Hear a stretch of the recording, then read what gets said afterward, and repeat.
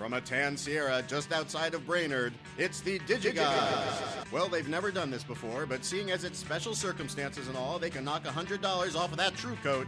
It's Wade Major and Mark Kaiser.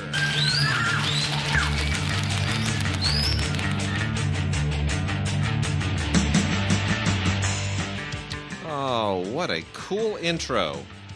Oh, that True Coat. Hey, Corey, who was that?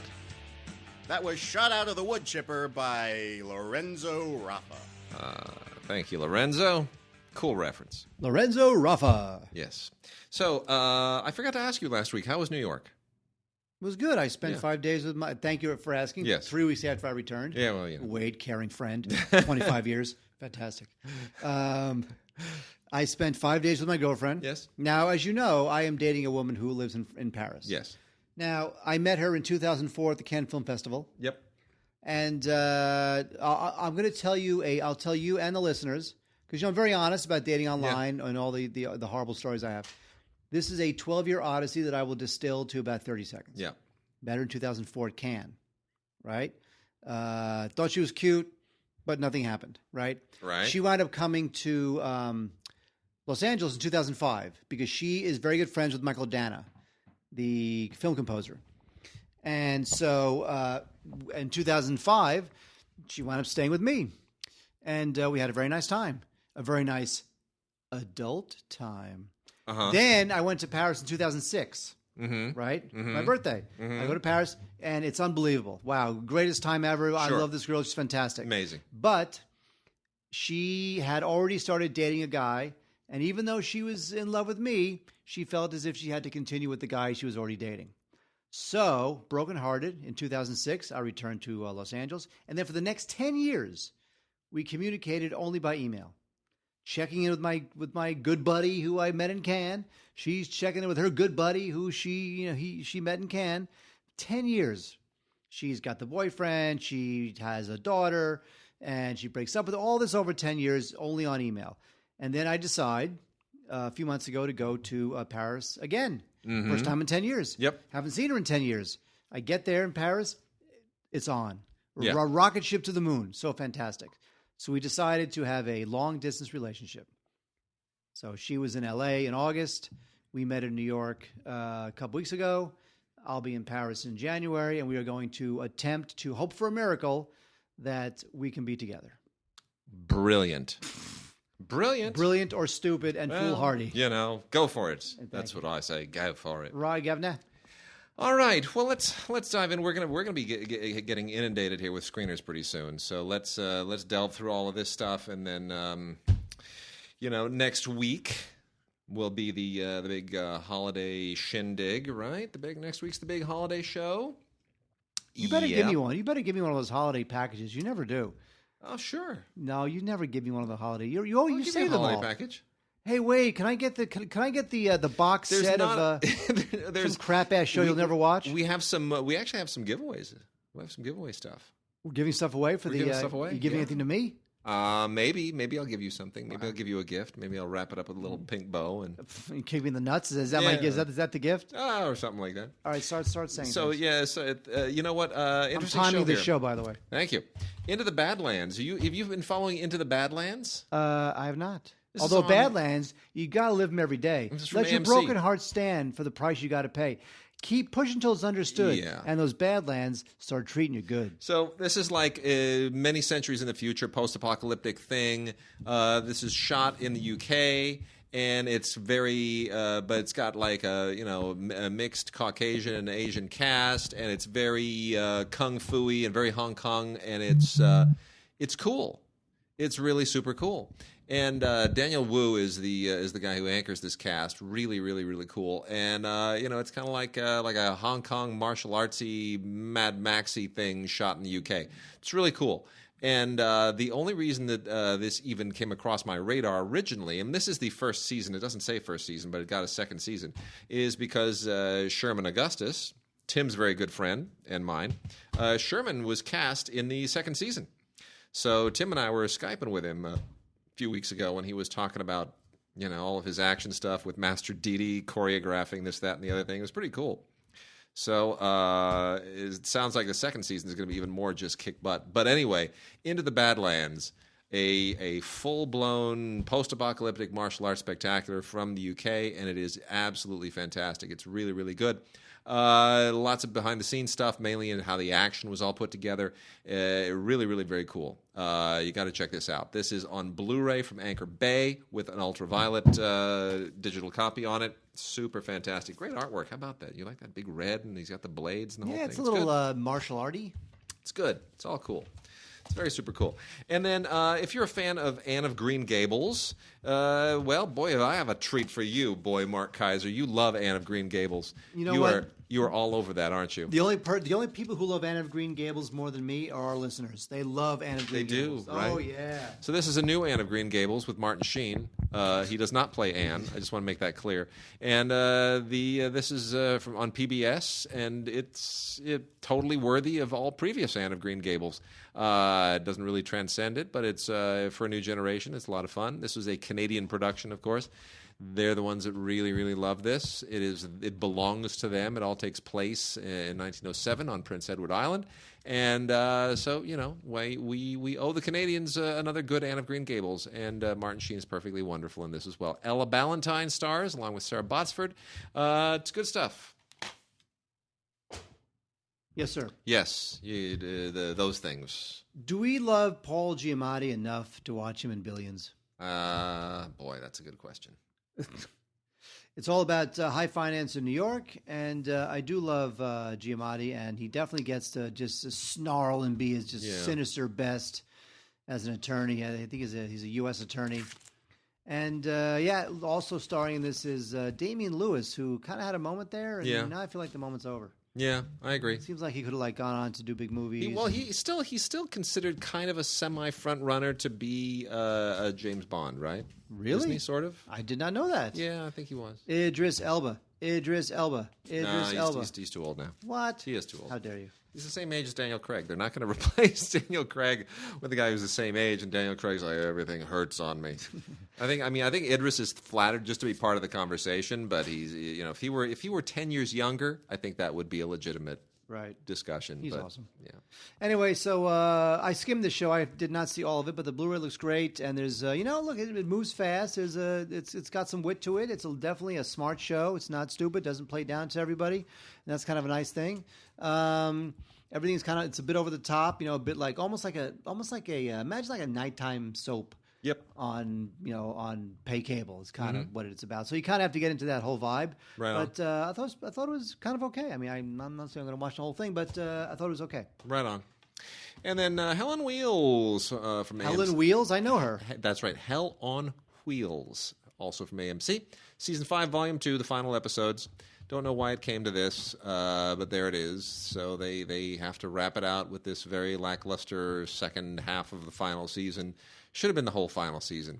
Anyway, a lot of good performances here, especially Cole Meany, and this has been fine. The whole, it never really felt like a true Western, to be honest. The whole thing with the railroad backdrop, creating the railroad. The first transcontinental railroad.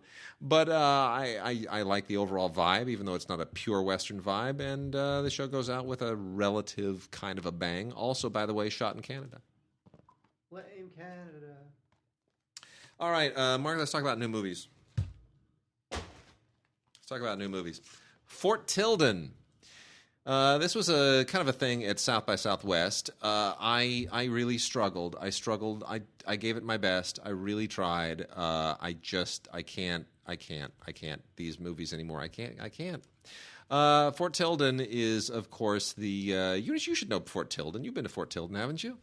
When you were a kid or something, haven't you? Where's Fort Tilden? It's not familiar. It's part of New York City. The Peter Tilden. It's where everybody kind of goes to the ocean over by New York. It's some seaside New Yorky place. You know what? I have to say this, and I remember this as a kid, and I still think it now. The beaches in New York are disgusting. Okay, well, they're not the beaches in California or Hawaii or anywhere else. They're horrible. All right. So, well, anyway. This is a couple of women, two friends, just, kind of trying to find themselves and forge the rest of their lives and spending an afternoon in Fort Tilden while they're doing it, and various things happen that really make no sense, and it feels really drawn out, and I don't see the point. I don't know how these movies get funding. I really don't. It's just, let's take a couple of men in Fort Tilden and have them talk about life and do nothing. I don't get it. But it got some love. It got festival love. So, written and directed by Sarah Violet Bliss and Charles Rogers. I guess they're tapping into something that I'm not. So, whatever. There it is. And then we also have this thing, Army of One, which I don't really know what to make of this. Larry Charles, who directed Borat, by the way, directs this, and it is this thing did not get a real theatrical release for a litany of reasons, and that's a little bit shocking because it is, again, directed by Larry Charles, and it stars Russell Brand and Nicolas Cage, and you would think, okay, well, isn't that enough? No, not really. Nicolas Cage, this is loosely based in fact, and I don't know how much fact there is. I can't imagine there's very much. But the idea is that Nicolas Cage is this kind of derelict ex-con guy who decides that he's going to capture Osama bin Laden all by himself. And I vaguely remember a guy being captured at an airport somewhere, and he was carrying a sword, and he was on his way to go get Osama bin Laden. That's the story this is based on. I don't remember any other details of that, but what's weird is that Russell Brand plays God and gives this guy his instruction to go do this, and that's where this really just kind of gets unhinged. It's just not, I don't know. Weinstein made a good decision, I think, not to really do anything with this. Well, but why was it funded in the first place? I just can't. I just don't get it. Because Nicolas Cage, he works international. It's good. Russell Brand, Nicolas Cage, those are two good names for international sales. All right, fair enough. Yeah.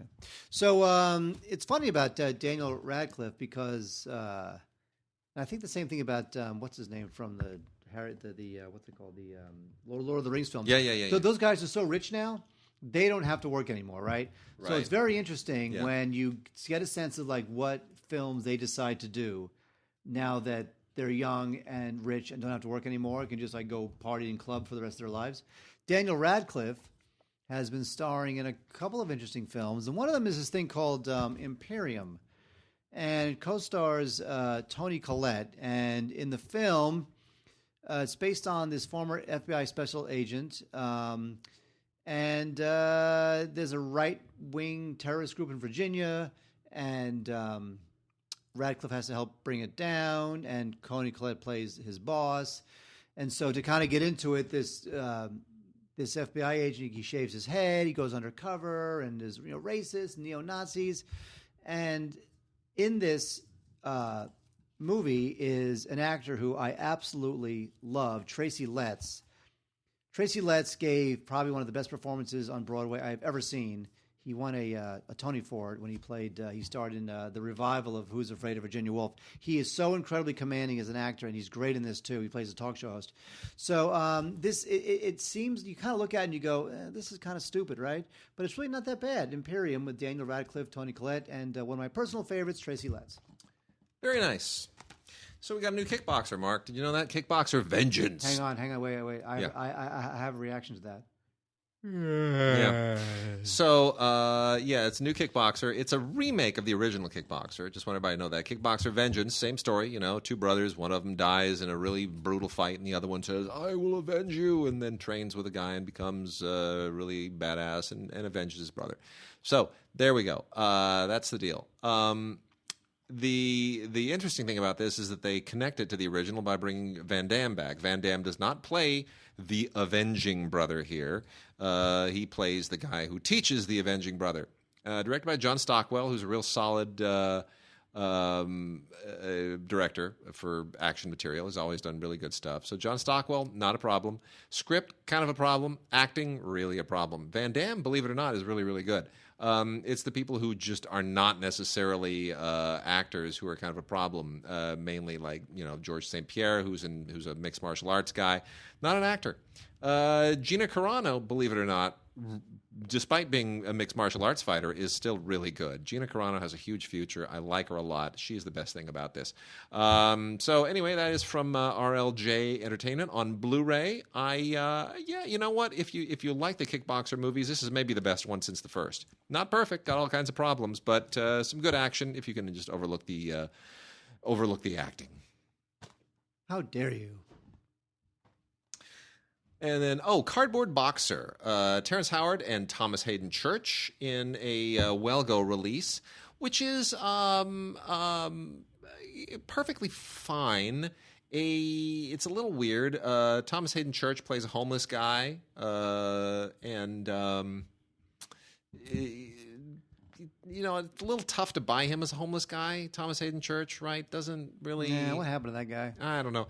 I just whenever actors, like name actors and good-looking actors and people who are clearly not starving and not filthy, try to sort of dinge themselves up and play homeless, it never quite works for me. I don't hold it against the actors. I get why they want to do it, but it just, I don't know. It always feels a little bit glossed over. Okay, it's Thomas Hayden Church. What else is on his dance card? Yeah, Nothing. That's true.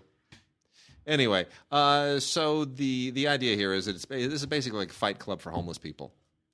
I don't know. That's what it is. Fights. Do you remember? I do. Remember Yeah. bum fights? Yeah. That's Folks, look it up. Bum fights for a moment. Bum fights was like that. This is a dramatization of that. A bum fights. That's what it is.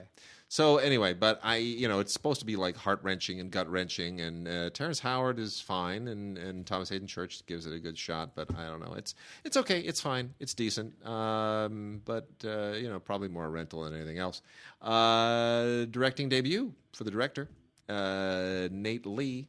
So Knate. We'll see where that goes. Well, wait. Let me tell you something. Cillian Murphy and Jamie Dornan star in Anthropoid. Oh, I know what you're saying. Nowhere. Anthropoid. I thought this was like a thing for a moment. It's a science fiction film about an alien race of multi-legged creatures called the Anthropoids. No, it's not. No, it's a World War II movie. This is a World War II movie. This is actually based. This is a true story. Yeah, I know. Based on Operation Anthropoid, and it's about these two Czechoslovakian soldiers, played by Murphy and Dornan, who have a very special mission. They are tasked. Every time I say that, okay, say the word tasked. Tasked. Tasked. Say that. Tasked. Mm-hmm. I almost said it there. They are tasked with dropping into Czechoslovakia and assassinating Reinhard Heinrich, who was like the number 3 in command. He was kind of the architect of the final solution in real life. Yeah, no, I get it. So it's based on a true story. It's just not a very exciting movie. Yes. Now, what I like about this very dramatic true story based on a assassination attempt, has to deal with the Holocaust. I really love this part, Wade. Wade, read this off the box. Now, don't forget, true story, final solution, assassination, Holocaust. This is dramatic stuff. Yeah. This is serious stuff. So read the bottom there. Oh, you mean the tagline or the... No, the green thing. The green thing. Includes digital download, plays on your mobile devices. So I want to watch the assassination of the architect of the final solution. Yeah, on your phone. On my Samsung 7. Yeah, of course. Why not? Terrible. Why not? Anyway, so this movie, as you say, didn't go anywhere. I feel about this film the way I felt about Valkyrie, which is I would rather see a documentary about the same story than see this. But there was a moment where, as Wade says, where people thought, "Oh my God, this is going to be like a great thing, a historical drama and decent cast." But there's a whole lot of cliches in here, and I just think that the whole movie style was off-putting. It's shot in widescreen, which is fine, but almost all the shots are handheld, and it looks all wobbly and strange. So I'd pass on Anthropoid. Although if they want to make a movie about a race of aliens, multi-legged aliens that look like insects and invade Earth, they should consider calling it Anthropoid. Yes. Like this movie. Morris from America won screenplay at Sundance. I like the tagline for Morris from America. Read the tagline, Mark. Morris from America. The tagline is plays on your mobile device. Oh, no, that was the other one. Read the tagline. Morris from America. Nothing rhymes with Germany. It's very funny. This is really quite a funny film. What's his name? Well, Craig Robinson. Yeah, Craig Robinson. That guy's hilarious. Yeah, Craig Robinson and Marquise Christmas are the stars here. Craig Robinson, really one of the best deadpan comic actors around. Very, very funny. But the subject here is Marky's Christmas, who is this 13-year-old kid who, with his dad, played by Greg Robinson, have just relocated to Germany. And as if that isn't enough of a fish out of water thing, his dad thinks that he is like this major rap star, and it just the whole thing just becomes insanely bizarre and funny and strangely touching. And it really it goes in all kinds of unpredictable directions. It's a very, very smart script, and I think it's a really wonderful movie. Morris from America will probably be in the mix for some awards. I think if people are willing to bend their perception a little bit, that's on Blu-ray along with Ultraviolet. Mark, Sea of Trees. Yeah. Oh my gosh! I know. Sea of Trees. Poor Malick. What happens? What happens to a director when they just go completely off the rails? I mean, Gus Van Sant has been like all over the map for at least a decade. He's just... It is true. I feel like he's in that weird, like, late second, early third act. He doesn't know what to do. He wins the Palme d'Or with Elephant, and then he just starts going completely off the rails, trying to do all these very strange Bellatar-like slow things. And it seemed like a Terrence Malick thing. That was my... Yeah, it's just very odd. It's a really weird movie. It should have done better. They really dumped this, by the way. You know, this thing was released on like 2 screens and went nowhere. It just got so panned out of festivals. They didn't even try. They just really let it die. Lionsgate did. It's essentially Matthew McConaughey, Naomi Watts, 2 great directors. You would think with Gus Van Sant directing them, there's something to go through. It's basically it's just 2 people wandering through a forest. And there's a thing that this all centers on that leads them into the forest. Yes, there's a thing, but otherwise it's just this completely existential, meandering, rambling thing. It's a remake of a Japanese film, and I've never seen the Japanese film, and I have no idea if it's anything like this. But boy, what a strange misbegotten, stillborn thing this is. Also on Blu-ray with Ultraviolet. Wade, Hollywood could always use a fascinating, exciting new director, don't you think? Hopefully. Especially maybe. if he used to be an executive. Uh-oh. Like James Schamus. Oh, well, yeah. That's right. Schamus is a man. See, he is a man. He's a dude. The CEO of Focus Features. Right? Long-time collaborator of Ang Lee. That's right. Yep. He has finally directed a film. And it's quite a good film. Indignation. Now, Philip Roth, this is based on the Philip Roth novel, and Philip Roth is just stubbornly hard to adapt.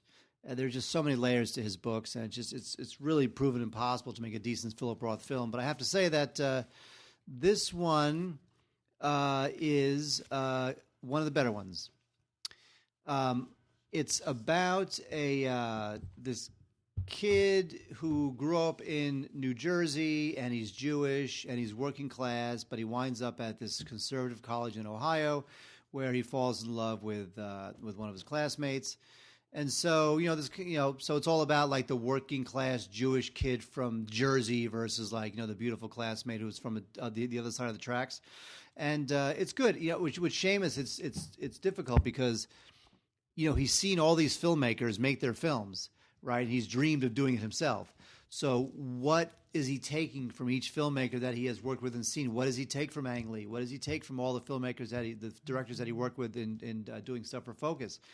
And there are moments when the movie's a little bit heavy-handed, and I get that, but it looks beautiful. It's very mature. It's one of the best Philip Roth adaptations you'll ever see. It's not a huge film. It's like a little period piece, whatever. But it looks really nice. It takes place in the early 50s, and it gets the look of academia just right.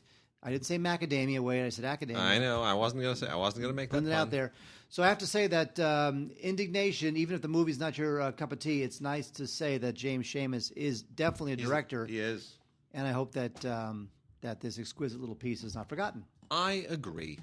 No, you don't. All right, we're into classic movies now, or relatively classic, recent classics. You know what's out on 4K Ultra HD with HDR, Mark? Star Wars. The complete Hunger Games. It is out. All 4 films. And how does it look? Pasty.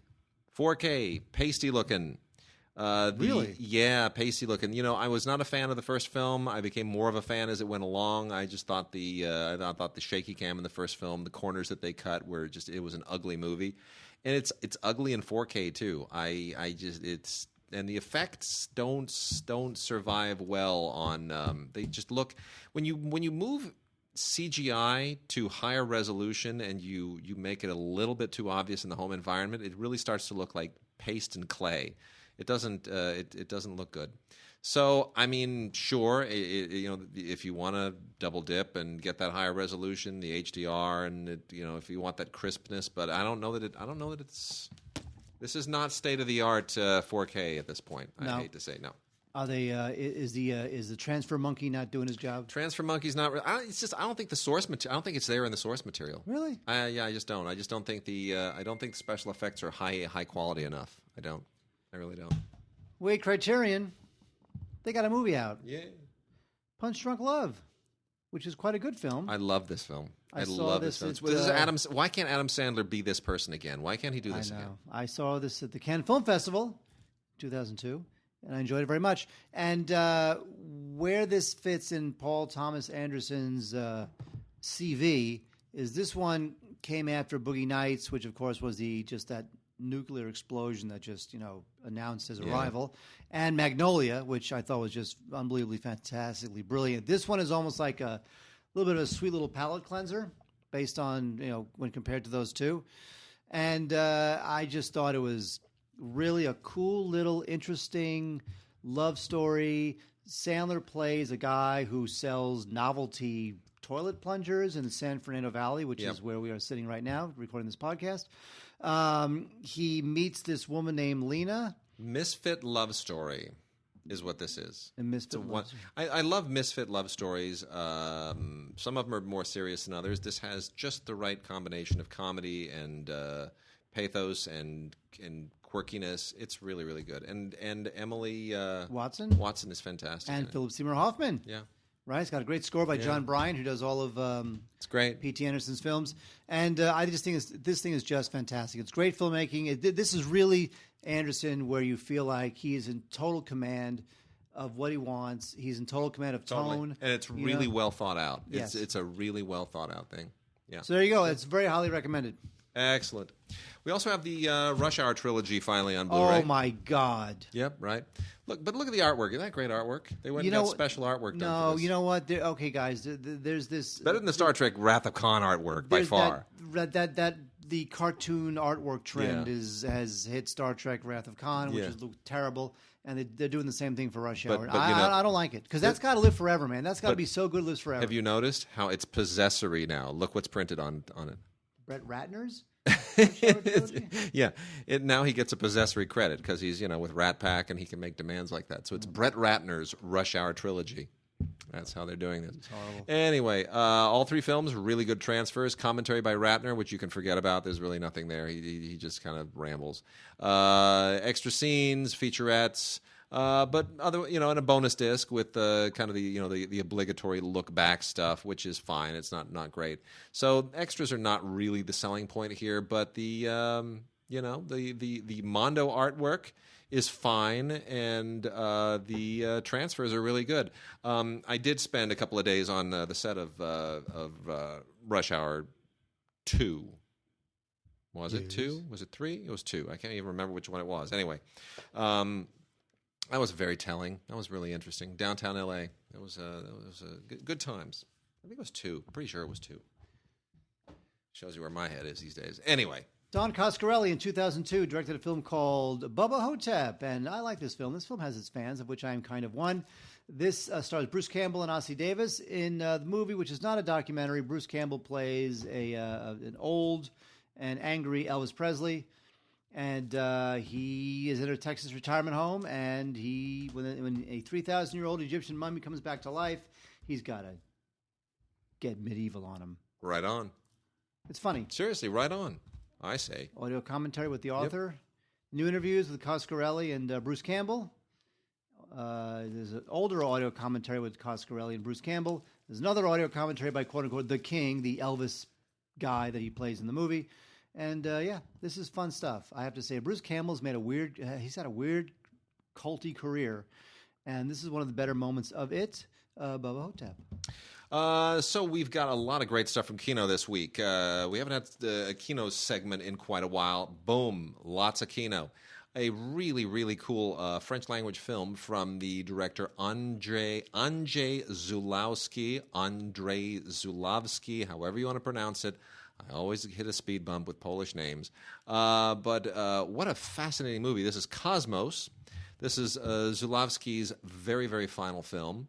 If you are familiar with his other movies, you understand exactly what you're getting into. It is his films are very kind of hallucinatory and ironic, which goes with that kind of that thing that you get in Polish films a lot. They sort of going all the way back to even the 70s. I think Polish films just sort of took a very bitterly ironic look at life. In any case, the story here is essentially, I don't want to call it it's one of those existential coming to grips movies about a guy who's failed the bar exam, and he and his buddy wind up at a guest house run by Sabina Azema, the French actress, who here is paralyzed. And from there, everything turns kind of surreal and weird and life reflexive. And the question, you start getting at all of those usual existential questions about life and love and what's real and what isn't.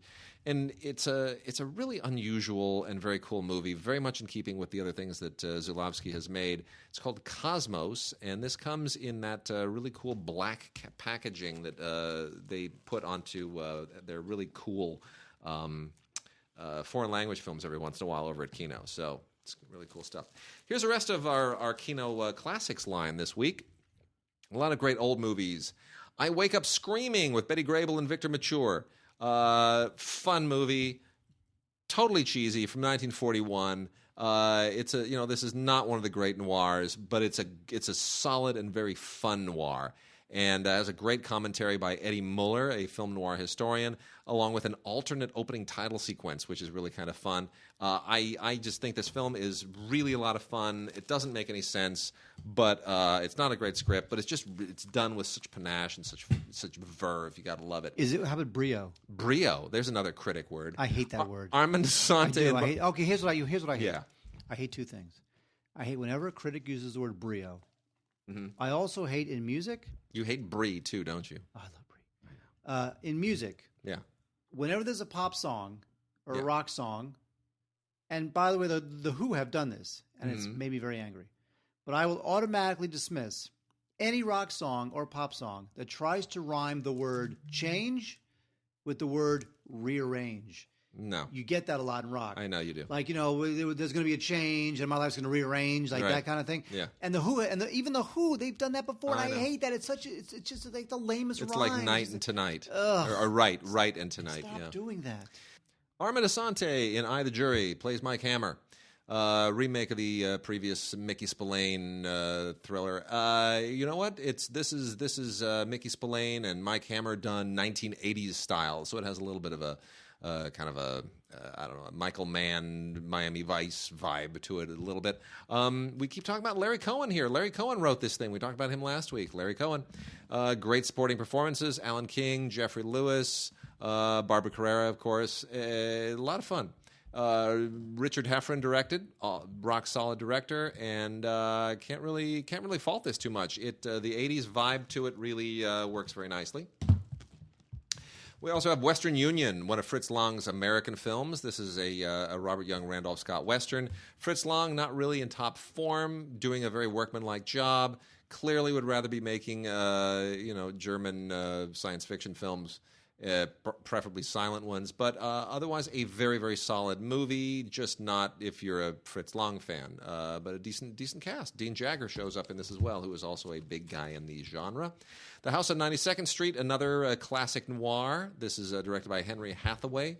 Not one that really shows up on anybody's 10 best list, but it always shows up on everybody's favorite noir list somewhere.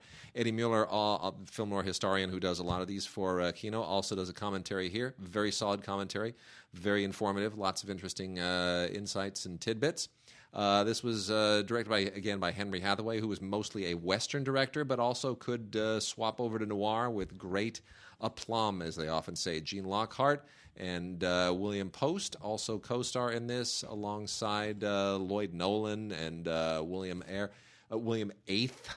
So it's a good film. House on 92nd Street, solid noir. Boomerang, another great noir. This was a Daryl Zanuck production with Dana Andrews. And this is just terrific, and mainly terrific because it's directed by Elia Kazan. And I am a big Elia Kazan fan. Just had a discussion with Ray the other day. Ray is so unforgiving of Kazan. He named names. It's like, you know what? Honestly, I don't care if he burned virgins in a volcano. I'm sorry, it's a good movie. You know what I mean? It's a good movie. It's funny how we decide who to forgive. Do we forgive Woody Allen, or do we forgive Elia Kazan? It's a good film. So do we forgive Nate Parker? Do we? It's like this all is, that. The thing about it is, when Elia Kazan makes a noir, it like transcends noir. It becomes like one of it's it's almost too sophisticated for noir. It's too well acted for noir. It's more character centric. It's not plotty. It's really it's a great crime film.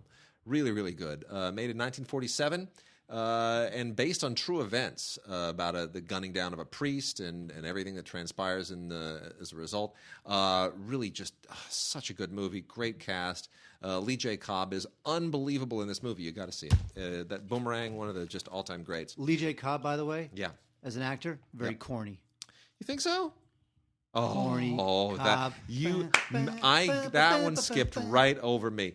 Another great noir, directed by another great director, Otto Preminger, doing Daisy Kenyon, Joan Crawford, Dana Andrews, Henry Fonda, just terrific. By the way, speaking of Henry Fonda, have you seen the Sidney Lumet documentary yet? No, what is that? This is Sidney Lumet documentary. Came out just a few weeks ago. It did? Yeah. No idea. What's it called? Oh my gosh, it's Sidney Lumet something. That's a weird name for a documentary. Yeah, I can't remember the rest of it. I watched it last night. Was it good? Oh, so wait, good. Wait, would you watch a screener or a link? A link. I'll send. Oh yeah. I'll send you. Yeah, it was fantastic. It really was. I must see that now. It's really good. It's really, really good. It's just, and he's interviewed all through it. I mean, extensively. I had no idea. I don't know why I didn't know this. I had no idea Sidney Lumet was a child actor in a Yiddish theater. That's how he began. Did you know that? It was. I remember it being mentioned in his book, Making Movies, which I've read. I remember reading the book, but for some reason that didn't stick. He was a child actor in Yiddish theater. That's great. Wait. You're saying Lumet was Jewish? Yeah, right? Wow. So anyway, Otto Preminger directing Joan Crawford, Dana Andrews, and Henry Fonda in Daisy Kenyon. What a great noir name that is. Fantastic love triangle in this one, and just so fascinating and intriguing. Henry Fonda is particularly good. Foster Hirsch does the audio commentary. And there's a documentary on Otto Preminger that is really interesting, and featurette as well. So that is a great Blu-ray. Daisy Kenyon, got to get that. And then Robert Siodmak, another great director of the day, directs our last noir of this sequence, which is Cry of the City, starring Victor Mature and Richard Conte. Shelley Winters also shows up in this. Victor Mature, a real cheesy actor. This is not top tier by any means, but it's fun. It's one of those childhood friends who one goes good, one goes wrong. It's one of those deals. And it takes a few interesting twists that a lot of these things don't usually take, so it's a little fresher than most. Made in 1948, right in the middle of this era, really very, very entertaining. Not top tier, but still very entertaining. All right, Mark, we got a new line from Shout Factory over there, the Shout Select line. What is Shout? Shout is now doing their own classic line, like everybody else seems to. And you know what? They started with two good ones. I was a huge fan of Nighthawks when it came out, the Bruce Malmuth film. It stars Sylvester Stallone and Rutger Hauer, and of course Lindsay Wagner. And because it was a big deal at the time, ladies and gentlemen, because we're talking 1981, a couple years after Star Trek: The Motion Picture, it stars a very hairy, at least comparatively, Persis Khambatta. Oh yeah, I love this film. This film to me was so riveting that even the very strange thing that happens at the end, like the way that the bad guy, I'm being very vague here, the way the bad guy is ultimately dispatched, I was so riveted in this film that I didn't even care how ridiculous it was. But Stallone looks just his 80s best. And so Rutger Hauer plays a terrorist. He's coming from Europe. He's in Manhattan. And so Stallone and Billy D. Williams have to stop him. And I just thought this film was great. Nighthawks, good film, definitely very tense, good stuff. There's that, and also Death of a Salesman. This is I remember when this version of Death of a Salesman came out in the mid '80s. Everybody was talking about it. Everybody was on PBS, as I remember it, and it's great. It's Dustin Hoffman and John Malkovich, and Dustin Hoffman is Dustin Hoffman. What was interesting about Hoffman's performance is that he does not really come across as the ultimate Willy Loman, only because in my mind, Willy Loman was always this great big man brought low, right? And of course, Dustin Hoffman is not a great big man to be brought low. He's just like this mousy guy. But he's just so Dustin effing Hoffman that I just think he's great. Volker Schlondorf directed this, and it's just a total winner. Death of a Salesman, great stuff. There's a couple of extras on here, which I guess are fine, but really you should definitely rent this because this is probably the best Death of a Salesman. Definitely on film, as far as I'm concerned, and one of the better ones you'll even see on Broadway in terms of revivals. So I would definitely check out from 1985, Death of a Salesman, from Shout Select. Two good releases to launch that puppy. So we have a fascinatingly bizarre phenomenon going on in anime. We've gotten a bunch of anime lately. I kid you not, Mark. This stack right here. See this? See this stack? No. It's all the same. What? I kid you not. It's going through this. I'm like, okay, so this is about a bunch of. This is basically about a bunch of big, cute, wide-eyed girls. Okay, it's kind of like a little mini sorority schoolgirl adventure movie. Okay, and this is a series about little wide-eyed girls and having their little adventure with the girls. This is a girl's adventure. This is It's like every one of these is about a pack of girls having an adventure. Every single freaking one of them. Aww. Every one. It's insane. These are like little. It's a trend. It's crazy. All kind of coinciding at the same time. It's crazy. It's crazy. No Biyori. Repeat. 12 episodes from Sente. That's the first. I'm going to go right through these because it's all basically the same stuff. Wish Upon the Pleiades complete collection. Adorable. Look at that little blue critter thing. Wish Upon the Pleiades complete collection. This is crazy. They're all absolutely the same. Hello Kinmoza, Kinara Mosaic complete collection. This is season 2. And then My Teen Romantic Comedy Snafu 2 TOO exclamation point. This is 13 episodes, complete collection. This is more the traditional schoolgirl deal, right? This is they wear the uniforms and it's a little bit more Sex in the City, right? A little more teenage, a little more grown up. Whatever you say, Wade. Yeah. This is your world. Well, it's not my world, but I immerse myself in it. It's your world. Season 4 of To Love Rue, Darkness 20, complete collection. I love the hair there. It's little punk hairstyles. Same deal. A little bit more risque. They wear underwear and bathing suits and whatnot. Chaika, the Coffin Princess, Avenging Battle. This is a fantasy thing. Okay, so this is more like they've got swords and magic, and they're fighting an evil beast sorcerer guy. Really good animation, by the way. This is really, really top-tier animation. 10 episodes plus OVA. That's that stuff that you get on disc that's not on television.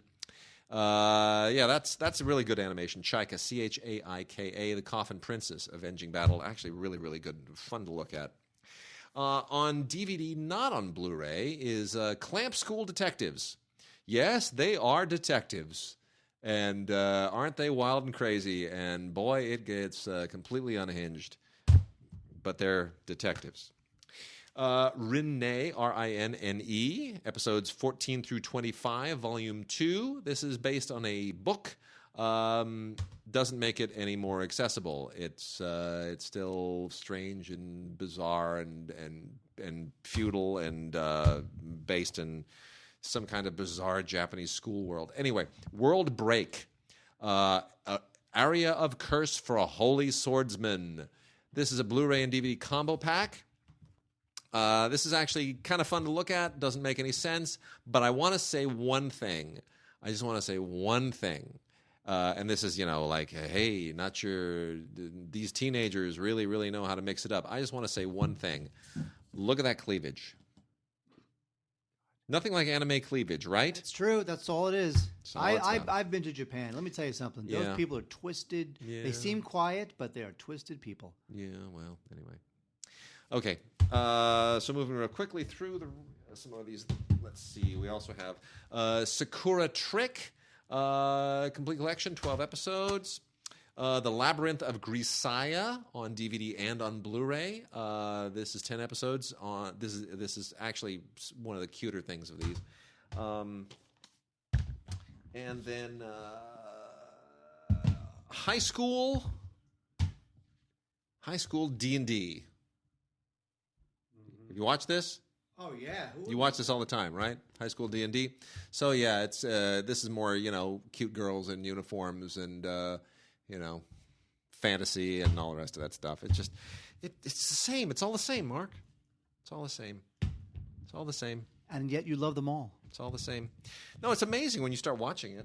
You just go, it's all the same. It's really going in the same territory. They're schoolgirls. There's a beast. There's a magic. They gotta have an adventure. They got magic. It's on and on. It's like it's a strange theme. I've got to email Charles Solomon and get him to explain some of this to me. I just don't get it. Mark, we have a Vox box.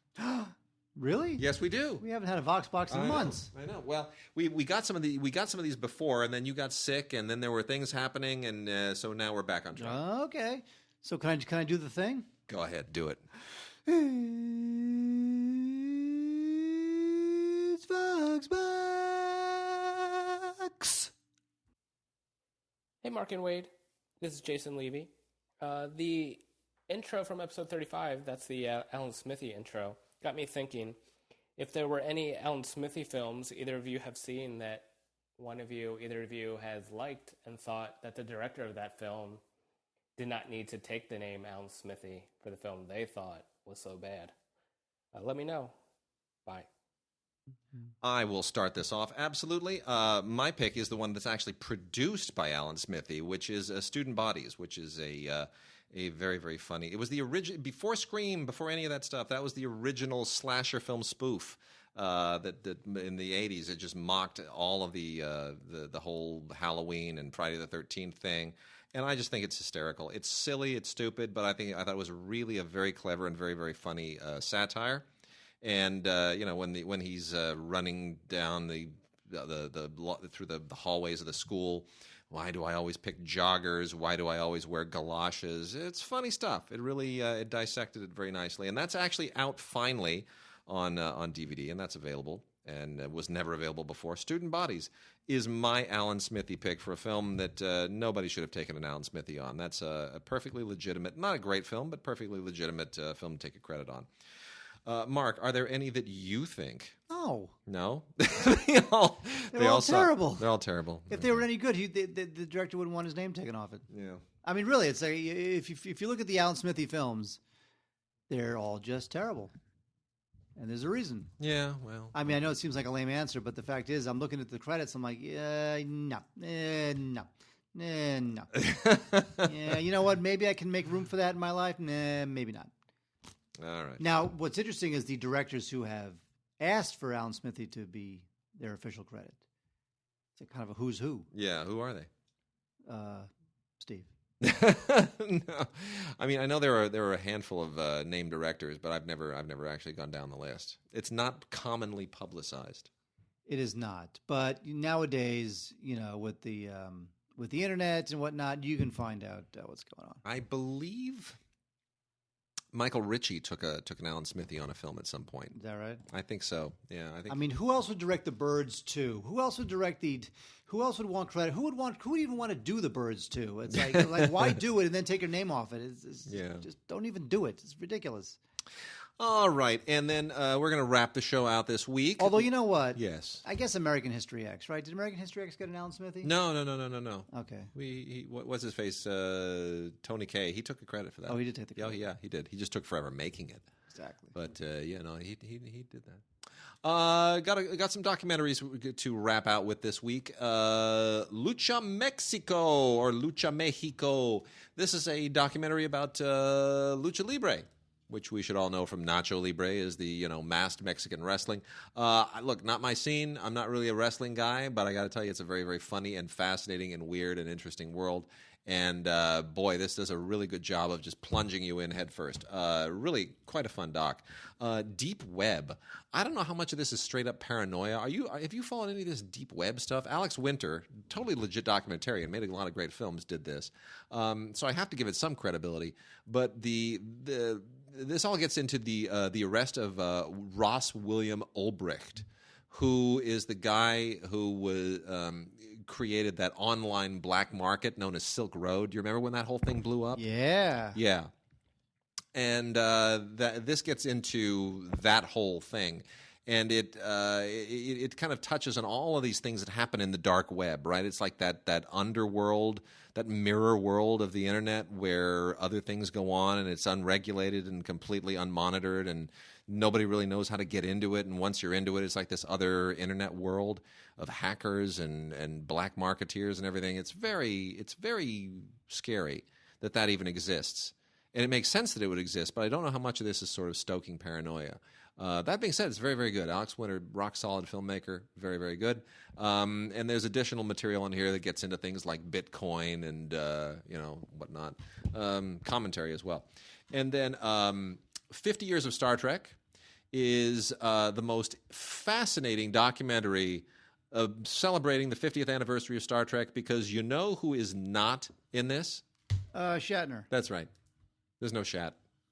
Because they probably didn't. They probably didn't back up the truck for him. But still, you do a documentary celebrating the 50th anniversary of Star Trek that has Whoopi Goldberg in it, but there's no Shatner. It's no point. It's but Shatner, he's directed his own Star Trek documentary, so why would he put his name on this? I don't know. It's fluff. This is basically fluff. It's what it is. I mean, it's very fluffy. It's nice. It's sweet, but it's fluffy. It's very, very fluffy. And let's see. And then last one here. Among the Believers is a first-run features documentary that looks at the education system in Pakistan, specifically how it oftentimes radicalizes through madrasas, and it specifically looks at the cleric Abdul Aziz Ghazi, who is one of these crazy Taliban-esque fanatics, and what he has wrought in Pakistan.